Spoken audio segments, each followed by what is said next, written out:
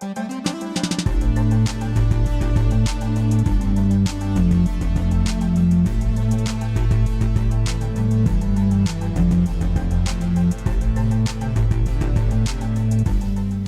and welcome to another bonus podcast. My name is Kristal and I'm the pastor of women here at Northview Community Church with campuses in Abbotsford and Mission and Tri-City now. I'm joined today by Thaleia, my co-host. There we go. She's a pastor of care here at Northview. Yep. And by Andy and Steve. So why don't you guys introduce yourself? Yeah, my name's Andy Steiger. It's good to be here. Hi, this is Steve. I'm Andy's bond servant at Apologetics Canada. Do you have like the earring and everything that talks about you being the bond servant in Scripture? Piercing. Yeah. And you actually have to... We tattooed him. You have to say Steve Kim, because we got a few Steves around. Yeah, the executive pastor is Steve Weens. That's right. I sometimes will get emails that were meant for Steve Weens coming to my inbox, and emails, especially this one is more common. Sometimes I'll get emails that's meant for Kim Campbell. Oh, yeah. Come to my email address. Oh, because of Steve Kim. Oh, interesting. Yeah. My husband laughs at me, Mark does, because when I go home, I say everybody's first and last name together. Because if the name is like Steve or Heather or John, there are so many. So I can't just say the first name because I'll get all mixed up as to who I'm talking about. He has no clue. But anyway, so Steve Kim is in the house. I get the Kristal LaForest emails. Yes. So, yeah. Do you really? Yeah. And then stuff dropped off my desk for children's ministry because they said, give us this Kristal. Like, well, wrong one. Well, I just get confused for any bald guy on That's stuff. Right. Yeah. You and Andy. Oh, or sorry, you and from Kyle to Ezra. Ezra? I kid you not. How is that possible? That is not possible. Yeah, I know. Well, I'm glad you're an Andy because we already have a few Andrews. Yeah, makes it easier. Yeah. So that's really helpful. So why don't you guys tell us beyond your names a little bit about yourselves, your family, your jobs, that kind of stuff, so people know who you are. Yeah, well, I'm married to Nancy. We work together here at Northview. We have two kids, a 10-year-old named Tristan and an 8-year-old named William. And we started coming to Northview a number of years ago. I founded Apologetics Canada. And, we'll get into that, I'm sure, in a moment. But then we did that for 3 years and then got into a conversation with Northview about coming on staff as their young adults pastor and doing Apologetics Canada at the same time. That's a whole nother story. Yeah. And then that came together. And so we've been here for over 5 years now, been doing Apologetics Canada for 8 years. And so that's a little bit of our story. I'm originally from Portland, Oregon, came up here to Canada to go to school, met and married a beautiful Canadian girl, and I've been here ever since. She's fantastic. And you were down in the States for a bit doing a master's degree, though, too, right? Yeah, in Los Angeles at Biola. Yeah, and then when you came back here, that's when you started Apologetics Canada? Is that right? 8 years ago? Yeah. So, and I'd been in ministry for since 2001, as soon as Nancy and I got married. So, been in ministry for a long time now. Yeah, lots of different hats in there. Yeah. How about you, Steve? Well, I was born and raised in South Korea, came to the Vancouver area with my family back in 1993, at the tail end of 1993. Been here ever since. I was 14 at the time. I am married to Sharina. We have two kids, a 4-year-old girl named Maya and a 2-year-old named Tavin.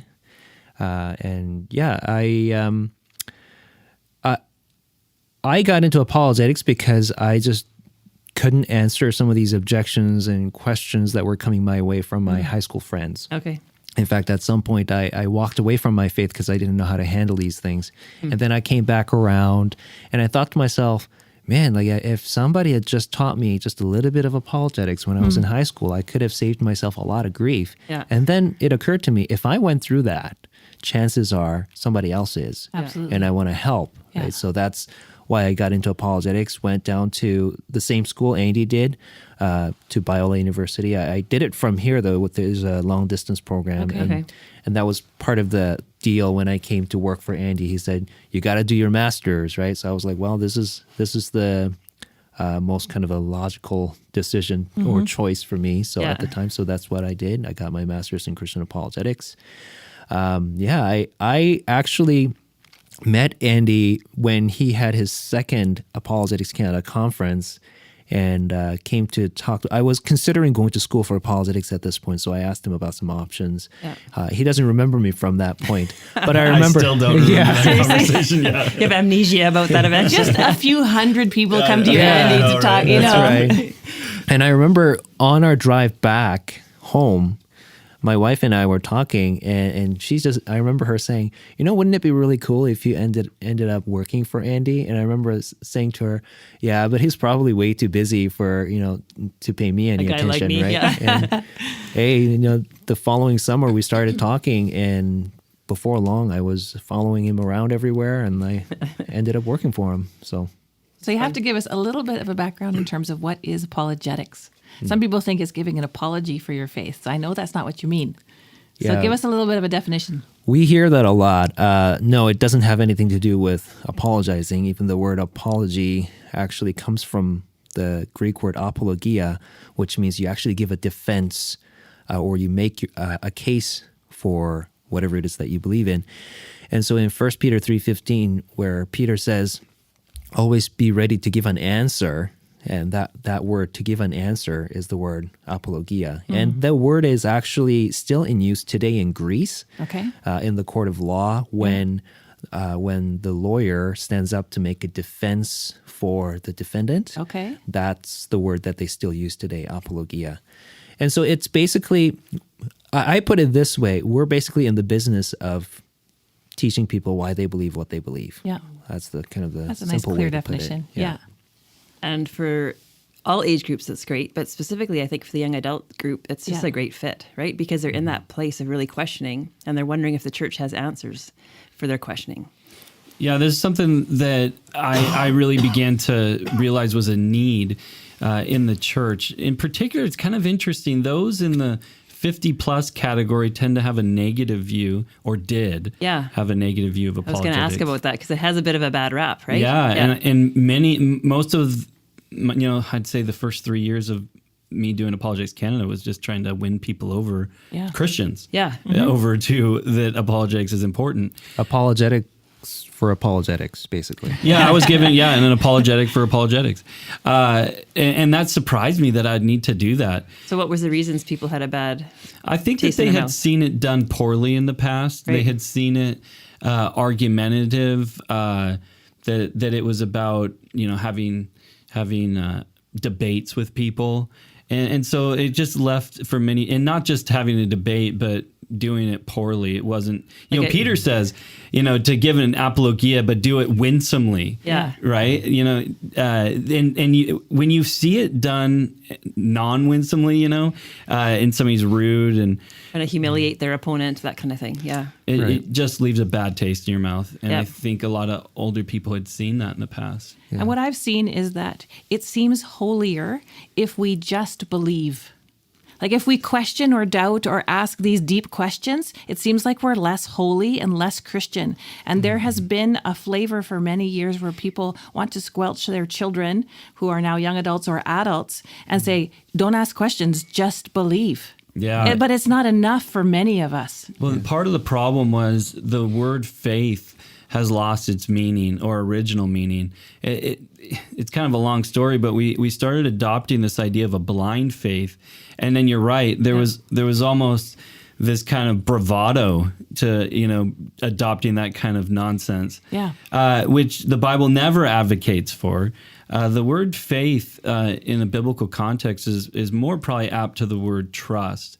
And so I've defined faith as trusting what you have good reason to believe is true. That's good. And that's what you constantly see in the Bible, particularly with the disciples. When they would share the gospel, it was always done in a way where they wanted to convince you, even the way you read the gospels, the way they're written. Yeah, they're put together in a way to be convincing. That I want to tell you about this Jesus guy and about how he died and how he rose again. And you need to do something about that. You've got to wrestle with that, and that's going to lead to some life conclusions for you. Yeah. Right? And that's an argument. They're giving a reason why you should put your faith in Jesus. It's an apologetic for It is. Jesus, Yeah. especially, for example, the Gospel of John. At the end, he's very specific about why he wrote this. He said, I wrote this so that you might believe in him come and have to life in his believe. name. Yeah, exactly. So Yeah. And what that we've- was his apologetic. Yeah. What we've seen among our teenagers and young adults is that when there is permission and space in their family to ask the tough questions and come to like Northview Young Adults and ask those questions, or to Apologetics, they grow in their faith. They sort of like buy into church more. They're here more invested in community because their questions are heard. But when they're squelched, they just get frustrated and run away. Yeah, so that was the interesting part for young adults is there is a need, a desire, an interest in apologetics because they live in a hostile culture that's constantly Yeah. challenging them. Yeah. So there's a confusion for them going, why is this older crowd not interested in this apologetics thing? I'm barely surviving here. I Yeah. need In university. this. Yeah. Yeah. Yeah. And so what we're seeing though now is we're more and more convincing the older group that saw it Absolutely. done poorly and reintroducing them to doing it properly. Yeah. And then helping young adults Yeah. in a very hostile culture so that they can have room for asking questions, but then also realize that there's not only are there good answers, but Christianity has a robust intellectual tradition Yeah. Yeah. of asking deep questions and answering them. Yes. Yeah, we don't have to be scared of it. No. Not at all. And even just that knowledge gives people confidence that, I can press in to try and figure this out because other really good thinkers have done this before. Yep. And Yeah. that's been throughout the history of the church, right? If Yeah. you read early church fathers, they were apologists because they had to deal with all kinds of heresies coming in from every direction, whether it was Arianism or Docetism, everything. But I mean, we can even go up though into the Enlightenment, and this is the part that will really shake some people, is when you start reading people like Newton, or you read people like Descartes, and the list is long. They saw themselves as apologists. Newton wasn't interested in physics just for physics.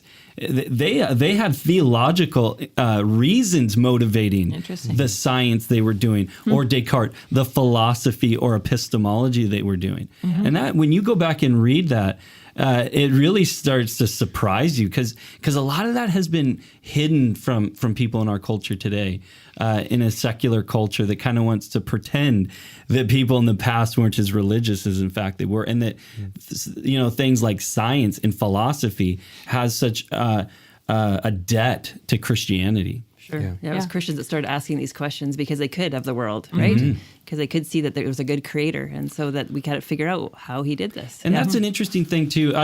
Not to get too far astray on this, but just to think about the fact that everything from the Reformation to the Enlightenment was actually Christians. It was Christians that challenged the church that led to the Reformation. It was Christians that challenged the status quo with regards to the university and whatnot, and the power of the church that led to the Enlightenment. And so it's kind of interesting that people forget that. Yeah.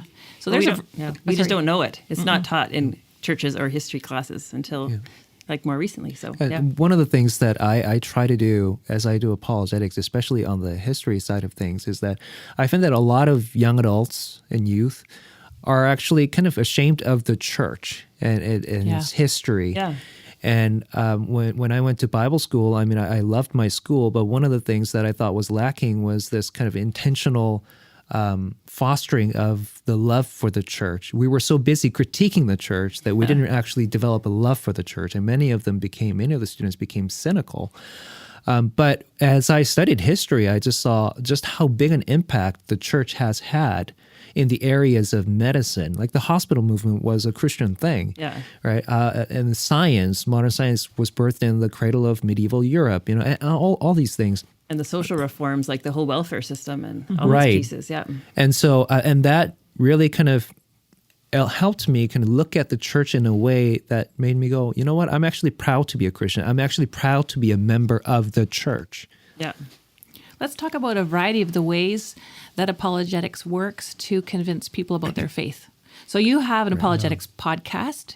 You have a book, the Thinking Series, Andy. You have the conference coming up, which you're going to talk about in a moment. You have a course, I think, online, right? Yeah. So maybe we could start with a podcast. Tell us a little bit about that. Maybe some of your favorite episodes or things like that. This is a promo. This is your time to chat. Well, let me just say this about apologetics, and I'll throw it over to Steve for the podcast. That's his baby; he loves it. I tolerate the podcast. With apologetics, it's important for people to understand that it happens in a number of different ways. I actually see apologetics.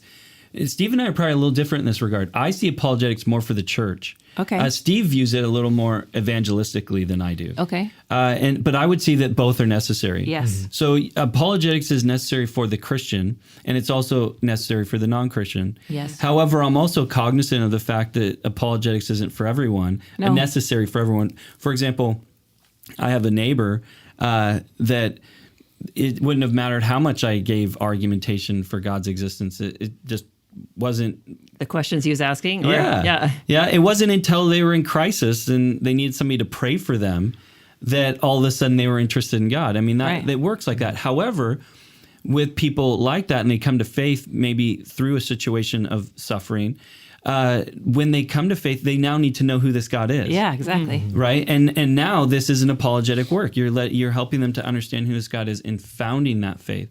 So this kind of leads into the podcast because with the podcast, we're seeking to engage with what's going on in culture that strengthens the faith and also introduces people to the faith.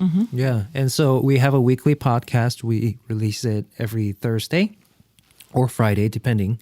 And we'll tackle different issues like sometimes we speak into politics, ethics, just general cultural trends and things like that. So we'll sometimes talk amongst ourselves or we'll bring in somebody to interview them. And so some of the podcast episodes that have been really popular, one that was really popular was when we interviewed Denny Burke in the wake of the whole Nashville statement controversy. We actually decided to call him because he was sort of heading the whole thing.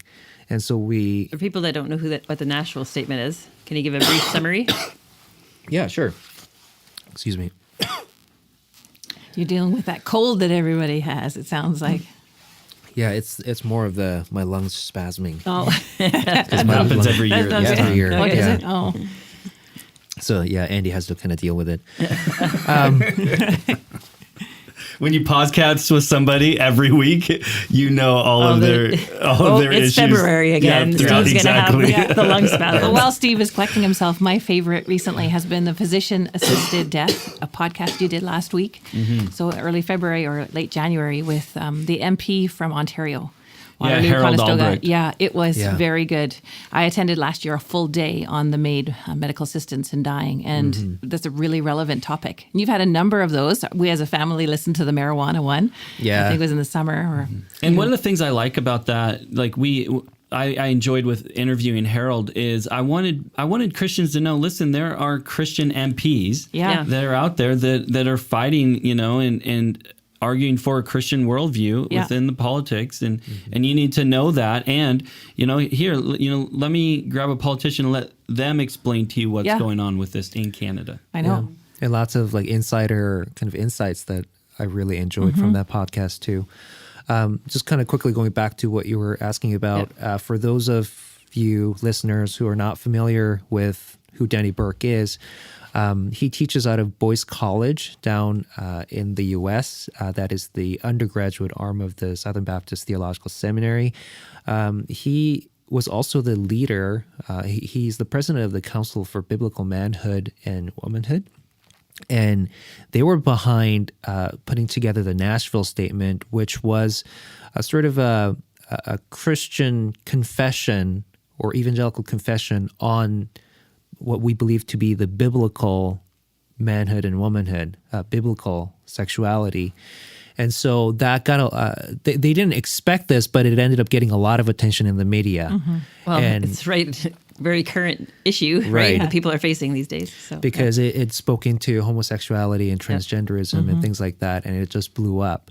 And so with all of this kind of what we thought was kind of misinformation that was going around in the mainstream media, with that it'd be really interesting to have somebody who actually led the whole thing speaking to this, get his take on things, and that episode was really popular. Yeah. It was also amusing too because he was driving somewhere when we were interviewing him and it was raining hard, so you could hear the rain and the windshield wipers going in the background. Classic Denny. That guy is always on the run, super busy. Yeah. So it's just hilarious to me. One of my favorites was we interviewed a coroner out of the U.S. What state was he New from? Hampshire. New Hampshire, Yeah. who was just with dealing with the epidemic of overdoses in the U.S. Yeah. And we're dealing with that here in British Columbia. Yeah. And he was actually leaving that profession, heading into seminary and wanting to do Interesting. something about this epidemic and stopping it through, at the very fundamental level of youth, and people getting into Before it happens, Before it rather than having to do the autopsy after A the fact. coroner why they going died. to seminary. That's crazy. an interesting concept. Yeah. That was one of Yeah. my favorites. Yeah. So if you're not familiar with the podcast, go and tune into Apologetics Canada. You can go through iTunes and subscribe. It is really good. Okay, you've got a few more things to talk about. You've got the conference coming up. Yeah, for those who don't know about the conference, this is one of the first things that I started when I started Apologetics Canada. People were. It was funny because some people were saying, Andy, don't bother doing a conference. Nobody's interested in conferences anymore. It was, this was 8 years ago. And back then, conferences had really died. I don't know if you remember that. They have totally died. Yeah, there was. Except yours. There was nothing going on. And then we thought, what the heck? We'll just give it a try. And so I worked with a guy named John Morrison from Coquitlam Alliance Church. And we said, let's do this. Let's put together a conference on a variety of issues. And so we did, and we sold this church out with over 600 Nice. people. Is and that at Coquitlam Alliance or Peace Portal? Which one, was your Qu- first one at Coquitlam? Coquitlam Okay. Alliance, yeah. And then you had a few at Peace Portal after that, right? Yeah, okay. Yeah, well, once we sold that one out Yeah. and realized not all churches are made to hold that many people for a weekend. Yeah, breakout rooms and all that kind of stuff, right? and bathrooms. That was the biggest thing. Yeah. It might be sufficient for a Sunday morning, not for all day. Yeah. And so it was a bit of a disaster there with regards to the bathrooms. But we saw not only were there a lot of people, but there were a lot of young people, and it was really having an impact on their lives. We saw a number of people come to faith, and a number of people really recommit their lives to Christ through that event. So that got things started. We then went, like you're saying, we went to Peace Portal because we realized we needed a bigger church. And so this kind of just developed like that until Northview contacted us and said, hey, we'd be interested in hosting the conference. And we were in need of a larger church. Yeah. So we kept growing out each church. So then we came to Northview, and we're excited to host it here because there were a lot of breakout session rooms, and it was just a good venue. We sold out this venue, and then we decided, hey, let's do two venues. So we did Northview and we did Willingdon at the same time. And that year we had over 2,000 people that came out. But the stress levels of doing two conferences on two locations on our At staff. the same time. Yeah, You're it was- running people back and Oh my forth between goodness. locations. Yeah. Yeah, I remember that. Yeah. That was very hard. It was hard. Yeah. And so we ended up, long story short, people keep asking us, why don't you do that anymore? And it's just because it's not fun. No. Yeah. And I know that's really shameful to say, but like it's just too hard on us. So we've scaled back to just one location. But we do other things. Like, so this year we have, the conference happening here at Northview, but we also work with other churches doing a variety of things that some people maybe don't know. So every year we go out to Broadway Church with one of our keynote speakers, and we are there for their entire Sunday services. Nice. As well, we're at Westside this year, and we're doing a dialogue at Westside Church on the Thursday, and that's a free event. So if you know of anybody in Vancouver, you can point them to that event. You can get more information at apologeticscanada.com on these events. But so we do a variety of those things. And then another thing that we do is we have a free lunch that happens here at Northview. This year it's on the Friday of the conference at noon. And you have to register for that, by the way. Can't have 500 people showing up. So, but that's a free event for pastors, teachers, and we bring, again, one of the keynote speakers in to address them. And then we also, again, this is more stuff that just people just don't know that we do. We also have an entire conference happening at Abbotsford Christian School. Oh, wow. So their entire school for Friday Yes. is is the conference. We have a number of our speakers that are going to be at that school. That same Friday, the Friday where it starts here in the evening? Yeah. Yep. Okay. At Abbotsford Christian, their full day is doing a variety of different breakout So is that their sessions. high school and middle school, or just high school? What are you doing there? I think it's open to everybody, but I think they're actually having it at the high school. Okay. Then That's interesting. You've gone to SFU and UBC and stuff too with different speakers at different times, right? Yeah, Different years, we're not doing that this year, but we've done all sorts of stuff like that. Yeah. It depends on the availability of the speaker Yeah. for Yeah. that particular year. But we've done it. And we're in the kind of past. branching out, trying different things, Sure. like with this high school event. There's a lot of stuff that happens. But with the conference, one of the things that's exciting that we're doing this year that's new, and so it's on March 2nd, 3rd.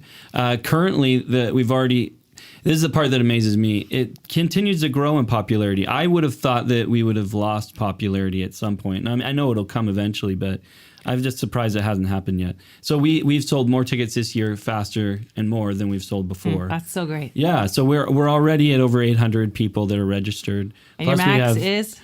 We have room for like another 200 people. Okay, not many. Yeah, not many. Get your tickets. And then that includes and on top of that, we have 80 volunteers that help make it run. Yeah. So we don't even let our volunteers go into the conference. No. Just to make room for people.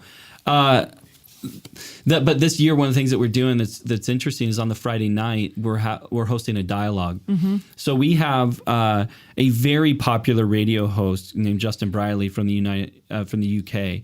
He's flying over to moderate a dialogue between Andy Bannister and Justin Trottier. And so this is going to be neat. We're going to be talking on the subject of a foundation for human rights. And I'm looking forward to this. I think that probably for the next 3 years, this will be kind of the format we'll do on the Fridays, doing a dialogue. So what's happening there is Andy Bannister, he's a Christian. He's the director for Solas Center for Public Christianity out of Scotland. He used to be the Canadian director for Ravi Zacharias International Ministries. yeah. So he's going to be representing the sort of Christian side of things.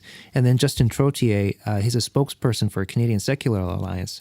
So he's coming to represent the secular humanist perspective on the foundation for human rights. So which one is the better foundation? You know, can you have something like human rights on secularism?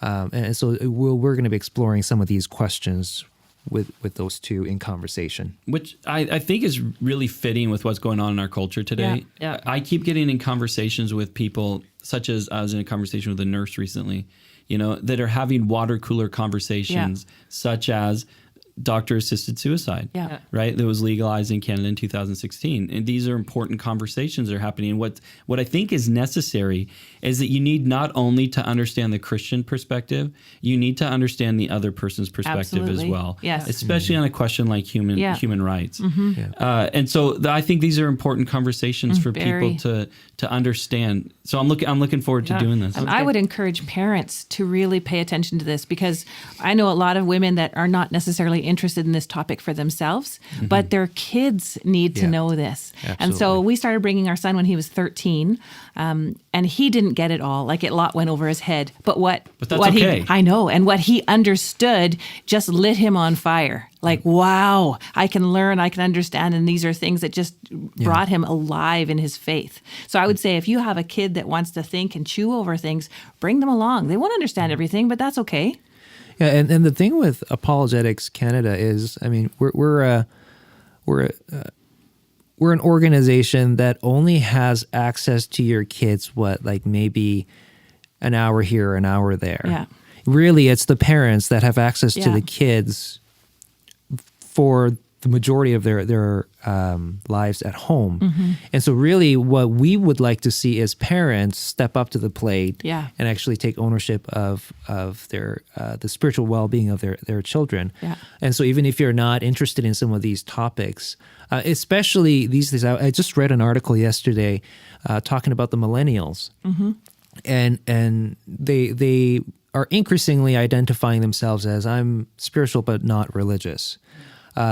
And their sacred cow is human rights. Oh, yeah.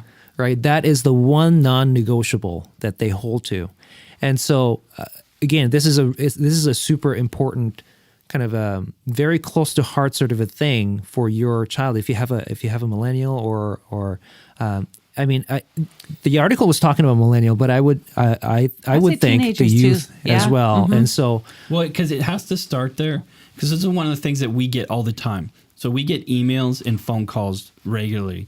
And for example, just recently, like last month, I got one from a dad whose daughter had headed off into college, and now she's got all these questions. Yeah. Right. Exactly. And he doesn't know how to answer them. And now he's asking for our help. And my thing is, yeah, but these are conversations you should have been having throughout her high school years or prep her, earlier. yeah. Yes, to prep her. Yeah. And two things happen when you do that. One is you're not going to give her all the answers that she's going to need, for when she gets to college, but you're going to set her up with an example of where to go to find those, and that there are answers to the questions you have. Yeah, good point. And those are important assumptions to go into college with. Yeah. So that's one of the reasons why I think it's so important that parents are involved in these conversations, even though they might not find this interesting to them or the questions they're asking. This is the questions your kids will be asking. Absolutely. and it happens sooner than you think. Oh, yeah, right? yeah. Because what you see is the symptom. You see your daughter or son go off to college, and all of a sudden this blows up. But really, I hear this from experts around me. They say that they start asking these deeper questions right around the age of somewhere between 12 and 14. Right? So what happens is if you don't answer their questions, if you don't entertain their questions, what happens is they will just kind of keep their head down. Yeah. Just go through the motions because, well, I have to go to church on Sunday because, well, my parents are going and they're making me go. Yeah. But before you know it, they have walked away from the faith. They're just going through the motions. And then once they move out of the house and go to college or university, then they feel freer to come out and say, hey, I don't believe in God or some such thing, right? Yeah. So it actually happens earlier than you might Much think. earlier. Yeah. And I'd say kind of between your two answers, I'd say even as parents, not feeling we have to give all the answers, but just acknowledging that these questions are there and that they're real and that they're going to counter them. Like, talk about the fact that, people will talk to you about evolution. They will talk to you about creation and intelligent design, all these different pieces. So how are we going to wrestle through that, right? So even if we don't have all the specific apologetic answers, being open to that conversation. Absolutely. And one of the things that we try doing with the conference is introducing you to what's coming. And so this year, for example, we're doing a series called Rethink Technology. So we're bringing in some of the best thinkers on this subject so that you can start to understand some important questions that are happening now, but are particularly going to be important down the road that deal with technology. That's good. And so they kind of, it helps you to understand what's coming and to give you an idea and resources of where to go. Okay, well, we have a few more minutes. We need to hear about the Human Project. Yeah, I would love to tell you about the Human Project. I've been working on my PhD for a while now that has kind of spawned the Human Project. My PhD is out of Aberdeen. The technical term for what I'm doing is I'm using Michael Polanyi's critique of a reductive ontology as a framework for theological anthropology. Say that 10 times fast. Yeah, exactly. Which for most people, Maybe they're like, in English, what does could that you- mean? Yeah. But so what it means is, what does it mean to be human? In particular, theologically, what does it mean to be human? And I know that might sound kind of odd, but since the Enlightenment, we've done a lot of work as Christians to wrestle with the question of Jesus' divinity. And we've done a lot of good work writing on that. And I think of like the famous book by Josh McDowell, More Than a Carpenter. Oh, yeah. Right? But what we need now is something different with the questions that we're dealing with. Is we've got that aspect of Jesus understood. The aspect of Jesus that has been neglected is his humanity. So we are now in a phase where we need a book just called just a carpenter. and we need to look in and understand the humanity of Jesus. And so in many ways, this is the Human Project, is understanding who we are. And that's only going to happen when we understand correctly who God is, and particularly Jesus. This is a topic that I've been talking and writing on for a long time. And when I first started speaking on the subject was with something called zombie culture. Yeah. So I use zombies, and the reason I did that is in philosophy, zombies are thought experiments, and they've been used since the 50s to help us. And you could even say even earlier with Aristotle would use these kind of thought experiments as well. In that, if you want to understand what something is, sometimes it's better to understand what something's not. Okay. And so the zombies are helpful because they're a body lacking a soul or a person. Yeah. And then it helps us to start to think more clearly about what a person is by thinking about what a person's not.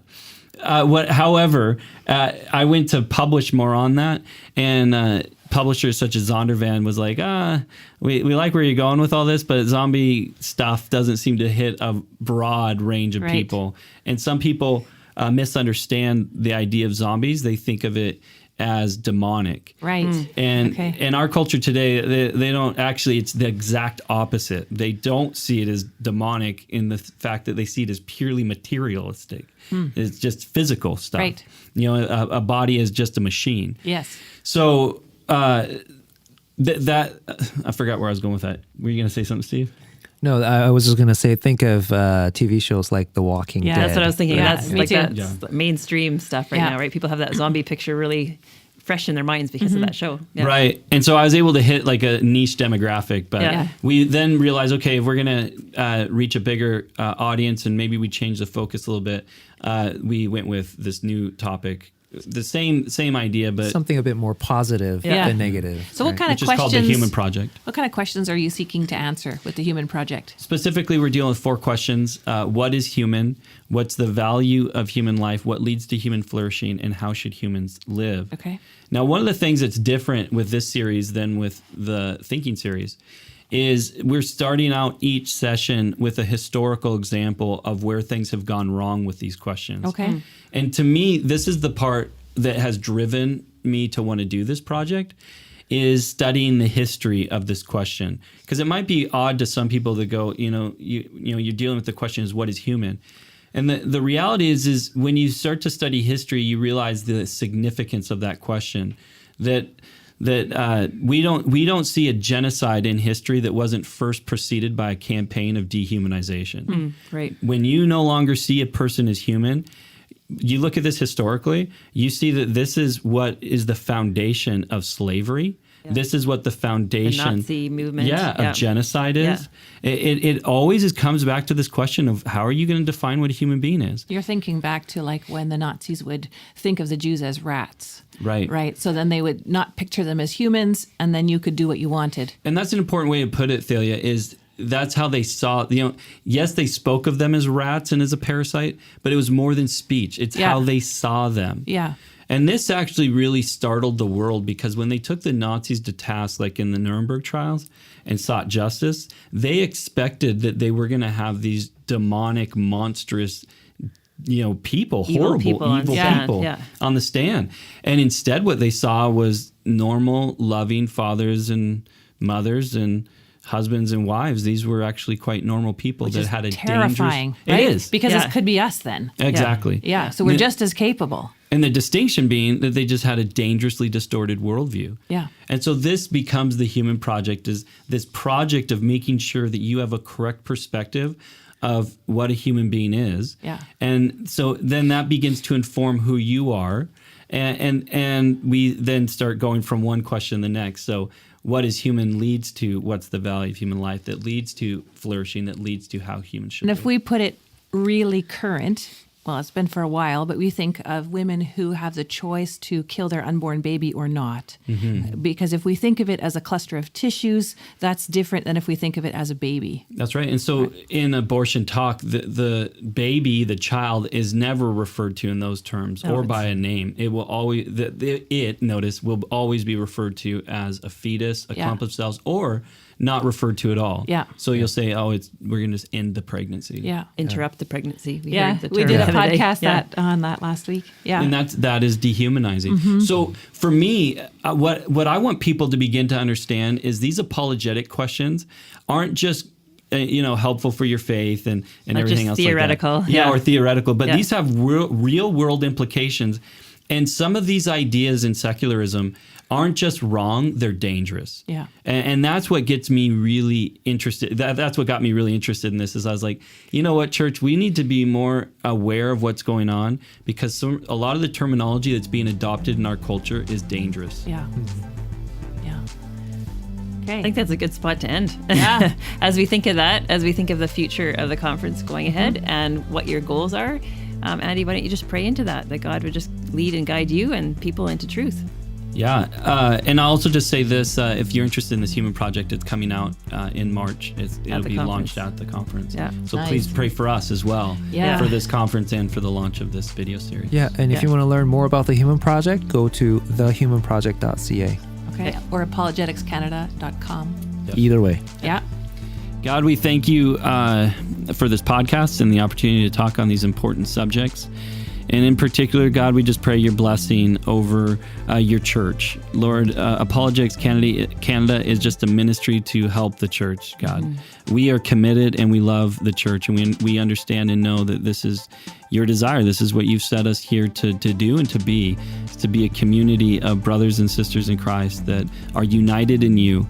And God, I just pray that you would help us to be committed to that we would come to know and love you more, and we'd have a clear understanding of who you are, because we understand not only is that good for us, but in a very tangible way informs who we are as men and women made in your image. And so we want to have a correct perspective of who you are and help people to understand who you are, so that we understand who we are. God, we pray over the conference, your blessing as we continue just to encourage people in their faith and introduce people to faith for the first time. And over the Human Project, God, we pray that you would just use it to the furthering of your kingdom. Amen. Amen. Thanks for joining us, you guys.